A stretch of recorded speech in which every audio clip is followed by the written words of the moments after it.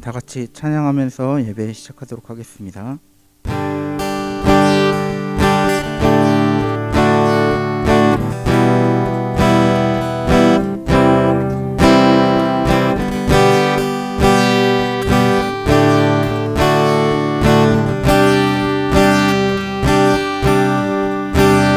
나는 주만 높이리 결코 내 맘 변치 않네.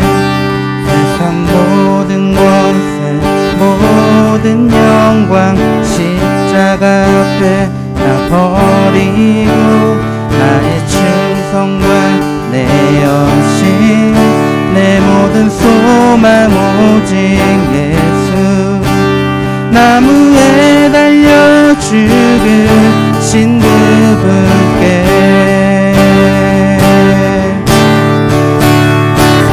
오직 우리 주께 내 믿음 소망 찬양 받기 합당한 분 또 오직 만왕의 왕께 엎드려 경배하며 모두 드리리. 오직 우리 주께 내 믿음 소망 찬양 받기 합당한 분 또 오직 만왕의 왕께 엎드려 경배하며 모두 드리리. 나를 지으시고 아버지 되시며 나를 구원하사 하늘의 상 주실 오직 우리 주님께 나 찬양하리.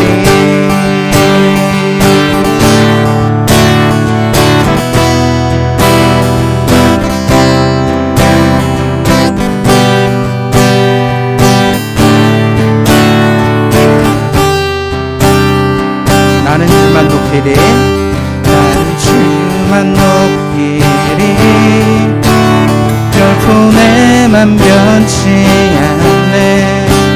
세상 모든 권세 모든 영광 십자가 앞에 다 버리고 나의 충성과 내 여신 내 모든 소망 오직 예수. 나무에 달려 죽으신 그분께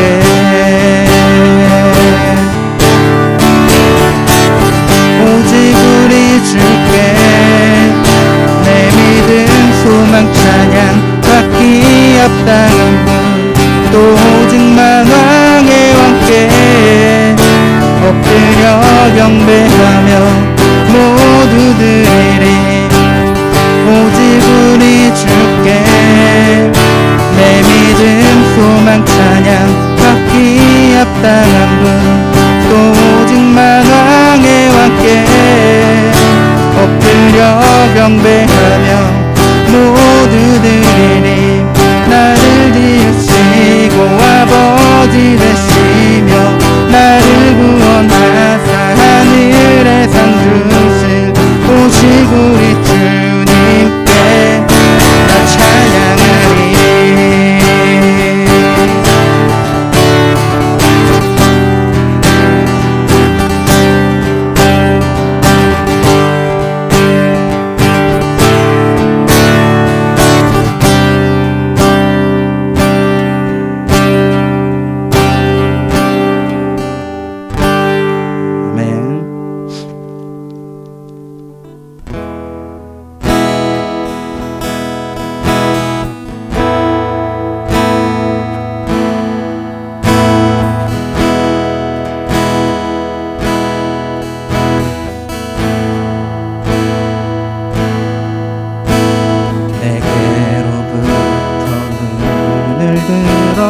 주를 보기 시작할 때 주의 일을 보겠네. 내 작은 마음 돌이키사 하늘에 꿈꾸게 하네. 주님을 볼 때 내게로부터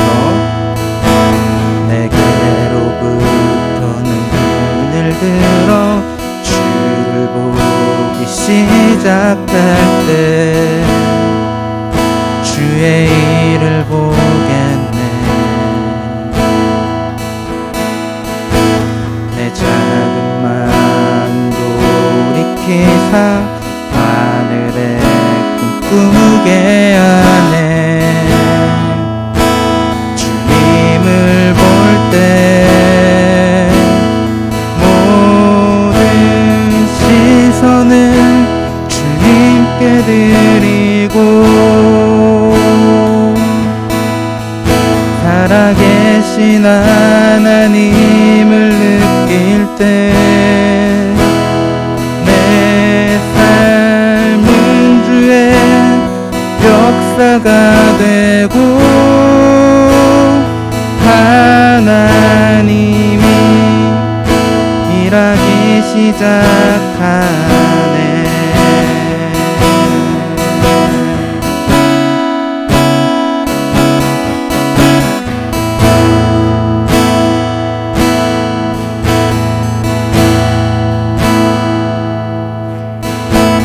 성령이 나를 변화시켜 모든 두려움 사라질 때 주의 일을 보겠네. 황폐한 땅 한가운데서 주님 마음 알게 되리. 주님을 볼 때 성령이 나를 변화시켜 성령이 나를 변화시켜 모든 두려움 사라질 때 주의 일을 보겠네. 황폐한 땅 한가운데서 주님 마음 알게 되리. 주님을 볼 때 모든 시선을 주님께 드리고 전능하신 하나님을 느낄 때 내 삶은 주의 나라가 되고 하나님이 일하기 시작하네. 모든 시선을 주님께 드리고 살아계신 하나님을 느낄 때 내 삶은 주의 역사가 되고 하나님이 일하기 시작하네.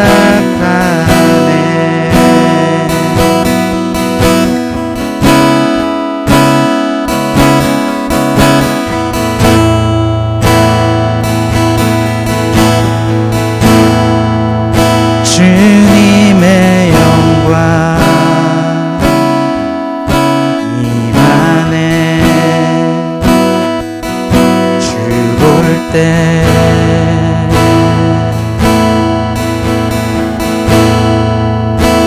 주님의 영광 임하네. 주 볼 때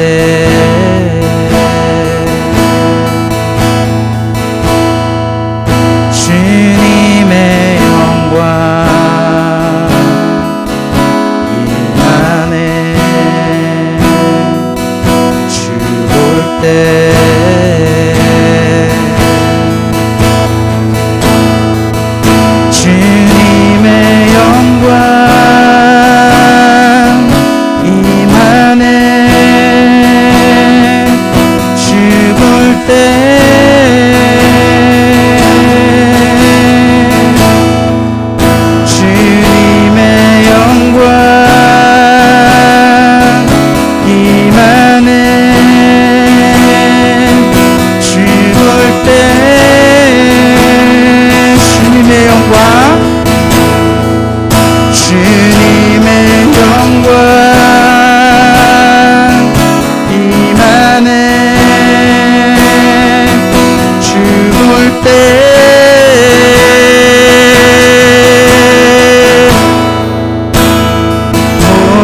모든 시선을 주님께 드리고 살아계신 하나님을 느낄 때 내 삶은 주의 역사가 되고 하나님이 일하기 시작하네. 모든 시선을 주님께 드리고 전능하신 하나님을 느낄 때 새 삶은 주의 나라가 되고 하나님이 일하기 시작하네.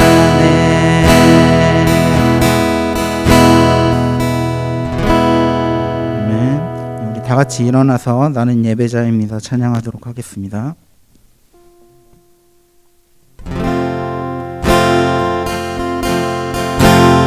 나는 하나님을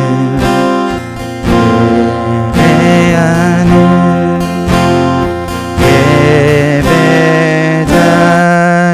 예배자입니다. 내가 서 있는 곳 어디서나 하나님을 예배합니다. 너무 거룩한 은혜를 향하여 내 마음 완전한 하나님 향하여 이곳에서 바로 이 시간 하나님을 예배합니다. 나의 평생에 단 한 가지 소원 주의 아름다우신 보며 사랑 노래하는 것 나의 왕 되신 주님의 얼굴 구하며 그 사랑 안에 머물러 사랑 노래합니다.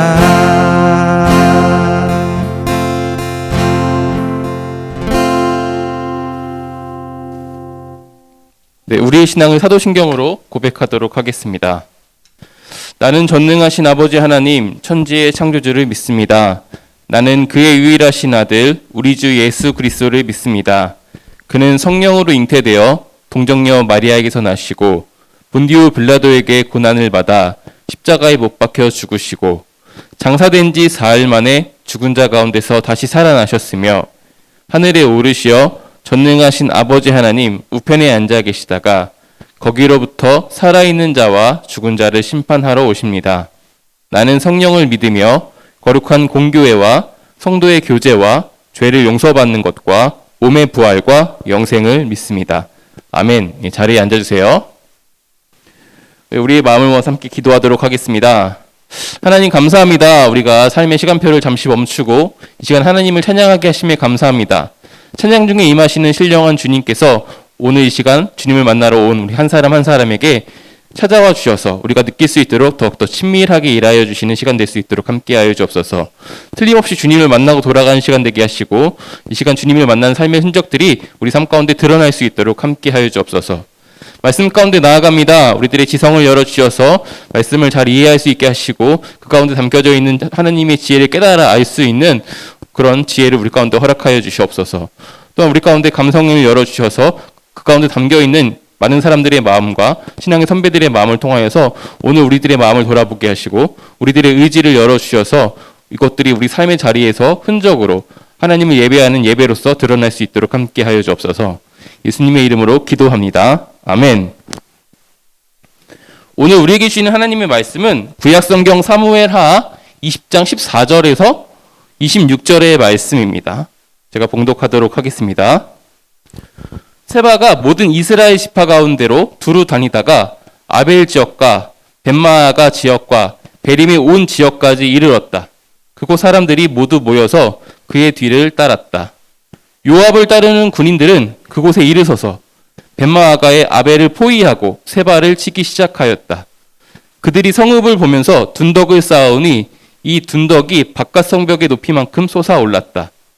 요압을 따르는 모든 군인이 성벽을 무너뜨리려고 부수기 시작하니 그 성읍에서 슬기로운 여인 하나가 이렇게 외쳤다. 제 말을 들어보십시오. 좀 들어보시기 바랍니다. 제가 당군께 드릴 말씀이 있으니 요압 장군께 이리로 가까이 오시라고 말씀 좀 전하여 주십시오. 요압이 그 여인에게 가까이 가니 그 여인이 요압 장군이십니까? 하고 물었다. 요압이 그렇소 하고 대답하니 그 여인이 요압에게 이 여종의 말을 좀 들어보시기 바랍니다 하였다. 요압이 말하였다. 어서 말하여 보시오. 그 여인이 말하였다. 옛날 속담에도 물어볼 것이 있으면 아벨 지역에 가서 물어보라 하였고 또 그렇게 해서 무슨 일이든지 해결하였습니다. 저는 이스라엘에서 평화롭고 충실하게 사는 사람들 가운데 하나입니다. 그런데 장군께서는 지금 이스라엘에서 어머니와 같은 성읍을 하나 멸망시키려고 애쓰십니다. 왜 주님께서 주신 유산을 삼키려고 하십니까? 요압이 대답하였다. 나는 절대로 그러는 것이 아니요. 정말로 그렇지가 않소. 나는 삼키거나 멸망시키려는 것이 아니요. 그 일이 그런 것이 아니요. 사실은 에브라임 산간지방 출신인 비그리의 아들 세바라는 사람이 다윗 왕에게 반기를 들어서 반란을 일으켰소. 여러분이 그 사람만 내주면 내가 이 성읍에서 물러가겠소. 그 여인이 요압에게 말하였다. 그렇다면 그의 머리를 곧 성벽 너머로 장군께 던져드리겠소. 그런 다음에 그 여인이 온 주민에게 돌아가서 슬기로운 말로 설득하니 그들이 비그리의 아들 세바의 머리를 잘라서 요압에게 던져주었다. 요압이 나팔을 부니 모든 군인이 그 성읍에서 떠나 저마다 자기 집으로 흩어져서 돌아갔다. 요압은 왕이 있는 예루살렘으로 돌아왔다. 요압은 온 이스라엘의 군대 사령관이 되고 여호야다의 아들 브니아는 그렛 사람과 블렛 사람으로 이루어진 경호원들의 지휘를 맡고 아도니람은 부역 감독관이 되고 아힐룻의 아들 여호사밧은 역사 기록관이 되고 스와는 서기관이 되고 사독과 아비아달은 제사장이 되고 야엘 사람이라는 다윗의 제사장이 되었다. 아멘. 이것은 하나님의 말씀입니다. 오늘 말씀을 통해서 외치다라는 제목으로 말씀을 나누려고 합니다. 우리는 누구나 평화를 꿈꾸죠. 평화를 원치 않는 사람은 없습니다. 저마다 생각하는 어떤 평화의 상태가 다르고 평화를 이루기 위해서 꼭 필요한 요소가 다를 뿐이지 우리는 누구나 삶에 분란이 생기거나 어려움이 생기는 것을 원치 않습니다. 누군가는 자기의 건강이 평화를 지키는데 꼭 필요한 요소이기도 하고요. 누군가는 누군가와의 관계, 그리고 그 관계에서 주고받는 인정과 사랑이 평화에 꼭 필요한 요소이기도 합니다. 누군가는 나만의 공간, 내 방, 어떤 특정 안전을 누릴 수 있는 그 지역이 평화의 요소이기도 하고요. 누군가에게는 사회적 지위, 누군가에게는 꿈, 누군가에게는 성취, 또 누군가에게는 내가 소유하고 있는 어떤 것이 평화를 느끼는 필수 요소이기도 합니다. 저마다 생각하는 어떤 평화의 조건이 다르고 평화로운 상태가 달라서 그런 것이지 우리는 모두가 평화를 꿈꾸는 사람들입니다. 그리고 저마다 생각하는 이 평화를 위해서 나름의 전쟁에서 조용히 치열하게 살아가고 있죠.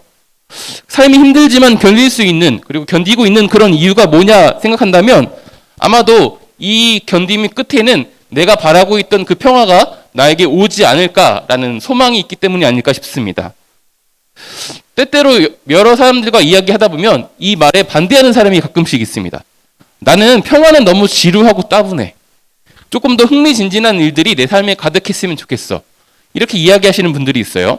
그래서 어느 정도의 소란스러운 삶을 원하고 어느 정도의 예측 안 되는 이벤트들이 오히려 삶을 더 설레게 만들고 그런 일들이 있었으면 좋겠어라고 이야기하는 사람들을 제가 만날 수 있었습니다.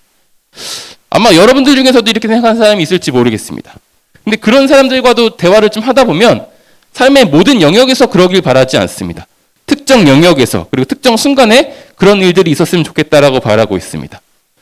많은 경우는요, 그런 것들을 소망하는 사람들이 그런 것들을 추구하는 성향을 가진 사람이라고 할지라도 내 것 그리고 내 사람들을 지키기 위해서 때때로 내가 원하는 어떤 목표를 이루기 위한 어떤 소란을 바랄 뿐이지 그냥 삶이 망가지는 소란을 원하는 경우는 없습니다.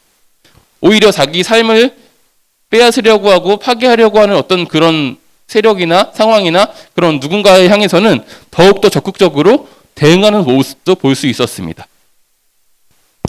여러분들이라면 만약에 여러분들이 정말 소중히 여기는 어떤 평화의 조건, 지금 내가 누리고 있는 이 평화를 깨트리려고 누군가서 여러분의 삶에 침범하려고 한다면 어떻게 반응하시겠습니까? 적극적으로 대응해서 뭔가 공격을 하거나 공격이 최선의 반응이기에 내가 먼저 그 사람의 평화를 깨트리려고 할까요? 아니면 어쩔 수 없이 그냥 참고 인내하려고 할까요? 심지어 나의 삶에 침범하는 그 사람이 큰 힘을 가져서 내 힘으로 어떻게 할 수 없는 사람이라면 여러분들은 어떻게 반응하시겠습니까? 오늘 말씀에도요, 이와 유사한 상황에 처해 있는 그런 사람들이 등장을 하고 있습니다. 오늘 함께 읽은 이 말씀은요, 요압 장군이 군대를 이끌고 군사들을 이끌고 벳미아가 지역에 있는 아벨이라는 성읍을 포위하고 있는 이런 장면을 우리한테 묘사하고 있습니다. 물론 요압 장군이 군대를 이끌고 지금 성읍을 포위하고 있는 그 이유가 있어요. 하지만 그 안에 지금 살고 있는 아벨의 주민들은 이 상황을 모르죠. 그래서 갑자기 찾아온 군대와 자신들의 성읍을 둘러싸고 있는 이 성벽을 무너뜨리는 이런 상황을 보면서 불안해하고 있습니다. 오늘 지금 요압 장군이 아벨을 점령한 그런 이유는요, 다윗에게 반란을 일으키고 다윗을 죽이려고 했던 그 압살롬이 죽고 다윗이 다시 왕궁으로 돌아가는 그런 여정에서 시작되었습니다. 다윗은 다시 왕궁으로 돌아왔지만 여전히 이스라엘에서는요, 예루살렘에서는 다윗을 원치 않고 대적하려는 무리들이 있었습니다. 사무엘하 20장에서는요, 이런 사람들을 불량배라고 정의하고 있어요. 제가 1절과 2절의 말씀을 좀 읽어보도록 하겠습니다. 그 즈음에 불량배 한 사람이 그곳에 있었는데 그의 이름은 세바였다. 그는 비그리의 아들로서 베냐민 사람이었다. 그는 나팔을 불면서 이렇게 외쳤다. 우리가 다윗에게서 얻을 복은 아무것도 없다. 우리가 이새의 아들에게서 물려받을 유산은 아무것도 없다. 그러니 이스라엘 사람들아 모두들 자기 집으로 돌아가자. 이 말을 들은 온 이스라엘 사람은 다윗을 버리고 비그리의 아들 세바를 따라갔다. 그러나 유다 사람은 요단강에서 예루살렘에 이르기까지 줄곧 자기들의 왕을 따랐다. 이게 배경이 되는 말씀입니다. 지금 다윗에게 반란을 일으킨 한 사람이 등장하는데요. 이 사람이 세바라는 사람입니다. 이 사람을 베냐민 사람이라고 소개하고 있어요. 베냐민이라고 하면 우리는 한 사람을 떠올려야 되는데요. 바로 이스라엘의 초기 왕 사울입니다. 사울이 베냐민 지파 사람이었죠. 사울이 왕권을 가지고 있을 때는요, 아무래도 베냐민 지파에 호의적인 정책이 있었을 것이고 그들 안에 많은 유산들이 있었을 것인데 다윗이 지금 정권을 잡다 보니 우리가 얻을 것이 없다라고 판단하고 반기를 든 것이죠. 이 사람들은 그렇게 힘이 있지 않았던 것 같아요. 요압과 군대에게 쫓기는 삶을 시작하는데요. 이스라엘 온 지파를 떠돌다가 몰려서 이스라엘 북동쪽 끝에 위치한 아벨이라는 작은 성읍에까지 몰리게 되는 상황이 오늘 우리가 처음에 읽었던 14절 15절의 말씀입니다. 요압과 군대는요, 이 사람들을 이제 정벌하기 위해서 성읍을 둘러싸고 토성을 쌓습니다. 모래로 그 성읍만큼의 높이에 성을 쌓고 그 성읍 평벽을 쳐서 헐어버리는 장면을 지금 말씀 속에서 묘사를 하고 있습니다. 지금 그런 상황이 있는 것이죠. 아벨에 사는 사람들은 지금 굉장한 난감한 상황에 처해 있습니다.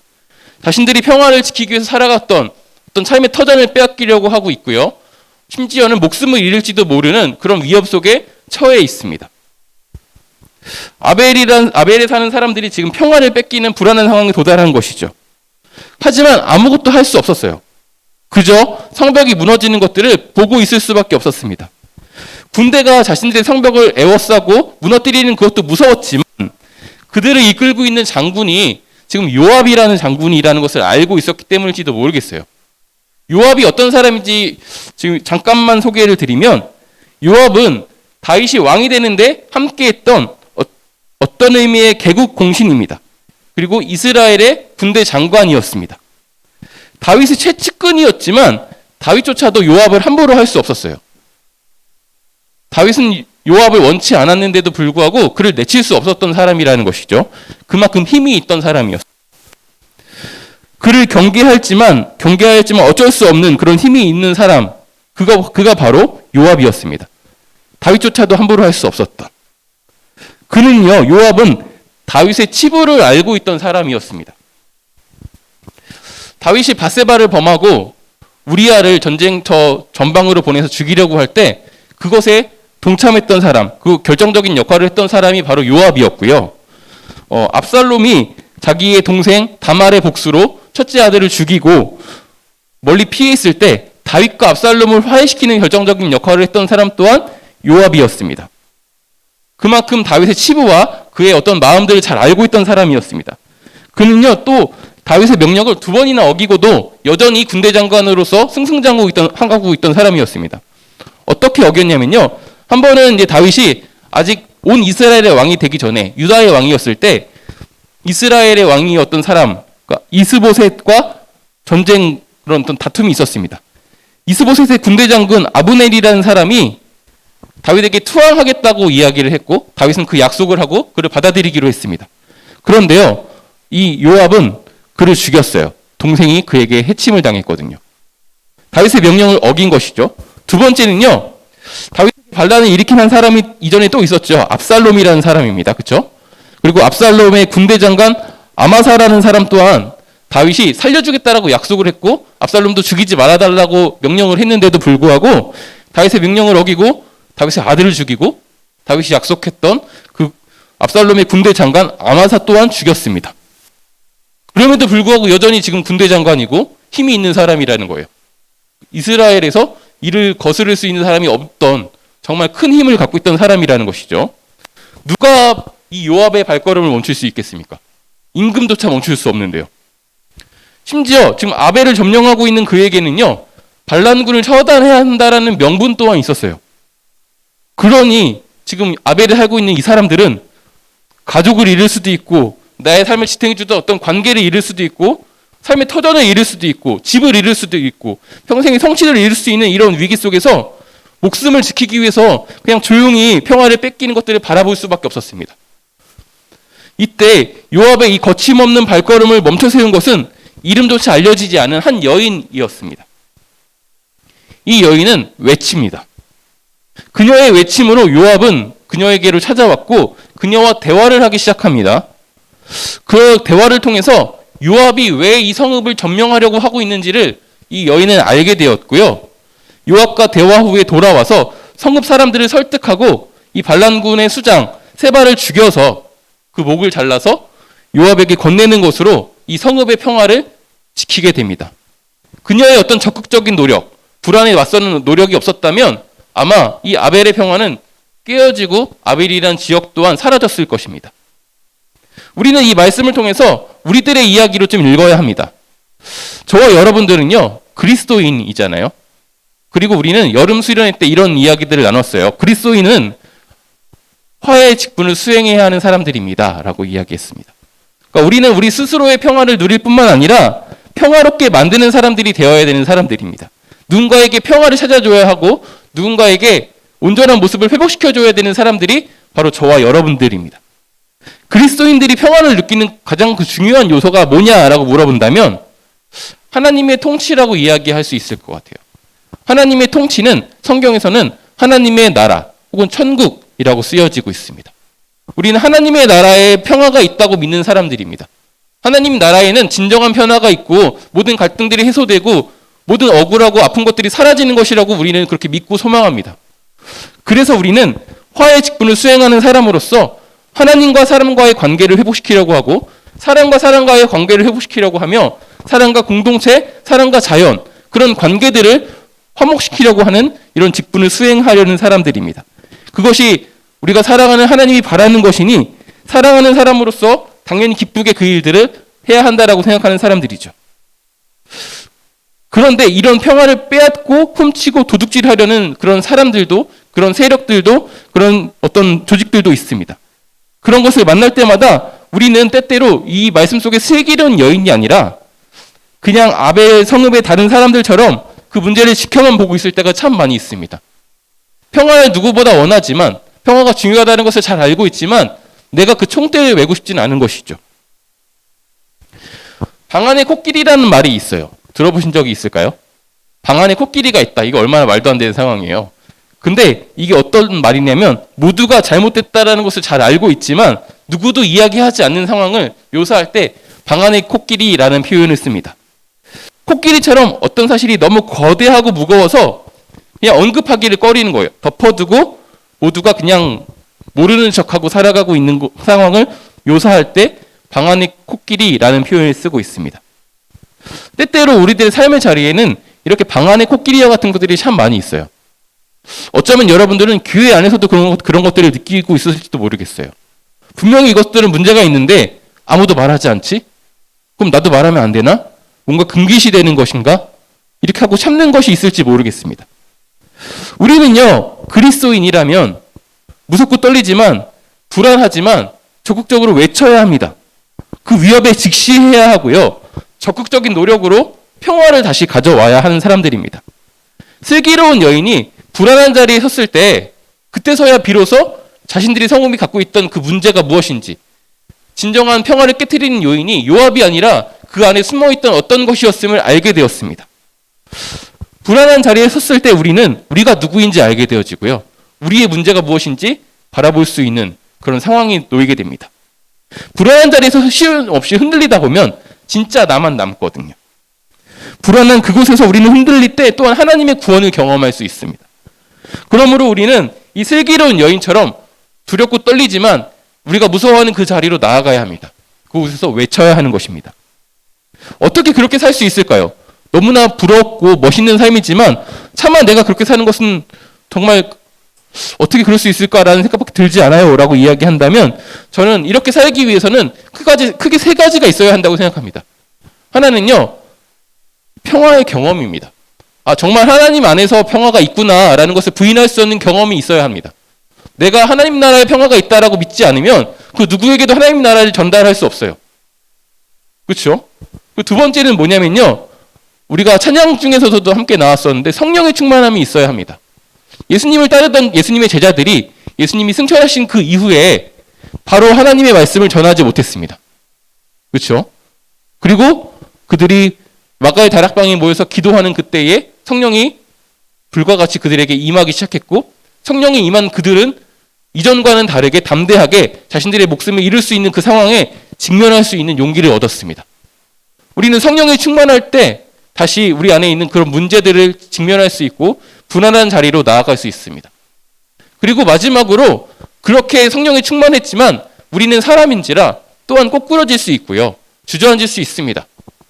예수님의 제자들은요, 이것을 공동체에서 해결했습니다. 불안한 자리에 서게 됐지만 또 한 다리는 정말 안전한 곳, 교회 안에 머물러 있던 것이죠. 그래서 이곳에서 안정을 누리고 위로를 누리고 다시금 삶의 자리로 나가서 거기서 치열하게 불안과 싸우면서 그리스도인으로서 살아갈 수 있었던 것입니다. 여러분들에게도 이 세 가지 경험들이 있기를 소망합니다. 그래서 여러분들의 삶의 자리에 하나님의 평화가, 그리고 그 평화를 이루는데 적극적인 외침이 여러분의 삶의 자리에서 있었으면 좋겠습니다. 우리들이 모이는 이곳, 교회가 먼저 여러분들에게 평안한 장소가 되었으면 좋겠고요. 여러분들의 가정이 여러분들에게 평안을 주는 그런 장소가 되었으면 좋겠습니다. 그래서 삶의 자리에서 평화의 직분을 수행하는 그리스도인으로서 슬기로운 여인처럼 불안을 피하지 않는 그런 신앙인 되기를 소망합니다. 지금까지 우리는요, 요압 장군과 또한 그의 군대에 맞서서 성읍을 지킨 한 슬기로운 여인의 삶을 생각했습니다. 그리고 그리스도인으로서 우리가 살아가야 할 화해의 직분, 이 화해의 직분을 이루는 삶이 무엇인지 돌아봤습니다. 삶의 자리에서 우리는 우리의 삶의 평화를 위협하는 수많은 상황들을 만나게 될 거예요. 아마 지금도 여러분들이 겪고 있을지 모르겠어요. 저것 때문에 내 삶이 정말 평탄하지 않다. 내 삶을 너무 힘들게 해. 이런 것들이 있을지 모르겠습니다. 때로는 그것들이 유압장군처럼 군대처럼 너무 커서 도저히 대적할 수 없을 것처럼 느낄 때도 있을지 모르겠습니다. 그럼에도 그 불안한 상황을 직면할 수 있는 그런 신앙인이 되었으면 좋겠습니다. 그렇게 신앙인으로 살아가는 저와 여러분 되기를 소망합니다. 그렇게 살기 위해서 먼저 교회 안에서 또한 가정 안에서 평화를 누리는 저와 여러분 되었으면 좋겠고요. 하나님 나라를 경험하는 그런 공동체가 되도록 목소리를 내는 여러분이 되었으면 좋겠습니다.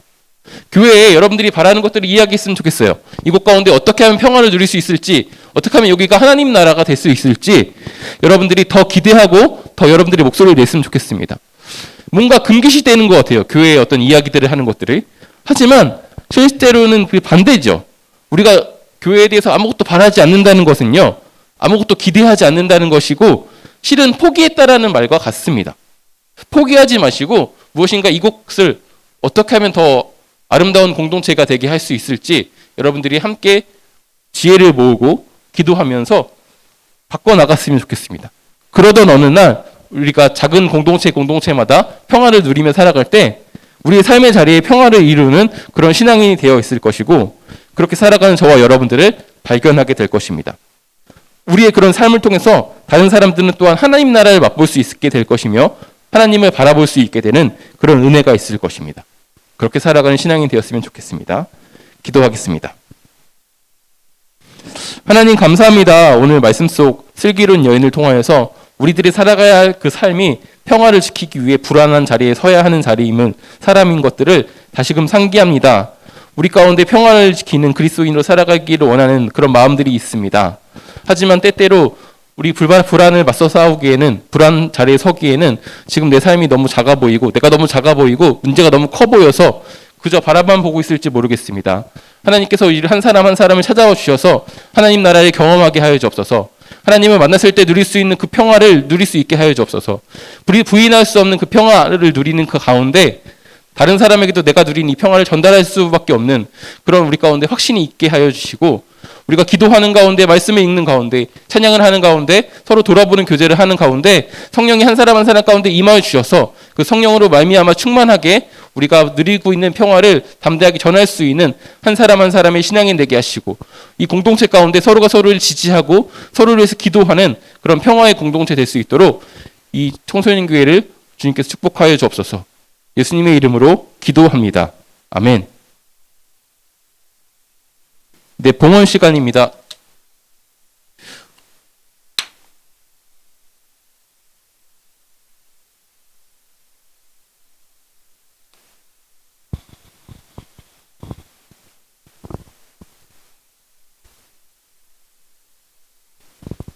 네, 기도하겠습니다. 하나님, 우리에게 주님 안에서 바치며 쓰며 돕는 풍성함을 허락하심에 감사합니다. 하나님이 주신 재물 중에 일부를 주님께 드립니다. 사람들이 왕처럼 여기는 재물을 주님께 드림으로 우리가 하나님의 소유임을 고백합니다. 우리가 드린 예물에 우리들의 마음과 삶을 담아 드리오니 기뻐 받아 주옵소서. 우리가 드린 예물이 하나님의 나라와 예수님의 몸된 교회를 세우는데 귀하게 쓰이게 하여 주옵소서. 예수님의 이름으로 기도합니다. 아멘. 네, 광고 시간입니다. 네, 청소년 예배에 오신 여러분들을 환영합니다. 헌금은요, 예배 공간의 출입 시에 자유롭게 할 수 있도록 뒤에 두고요. 예배 중에는 별도의 시간을 두지 않기로 했습니다. 그리고 청소년교회는 매월 첫째 주에 성찬 예식이 있습니다. 뒤에 엘리베이터 쪽에 창조론과 진화론 그리고 과학과 신앙 사이에 고민하는 친구들을 위해서 책을 2권 준비해 두었으니까요. 필요한 친구들이 있으면 한번 읽어보시면 좋을 것 같고요. 대입을 준비한 친구들이 있습니다. 이제 얼마 안 남았습니다. 이 친구들을 위해서 같이 기도해 주셨으면 좋겠고요. 함께 마음을 모아서 따뜻한 마음들 전달해 주셨으면 좋겠습니다. 네, 이상으로 광고를 마치고요. 네, 축도로 오늘의 예배를 마치도록 하겠습니다.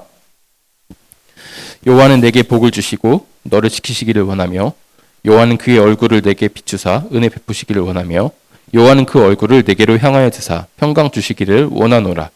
우리 주 예수 그리스도의 은혜와 하나님의 사랑과 성령의 교통하심이 우리와 함께 하시기를 축원하옵나이다. 아멘.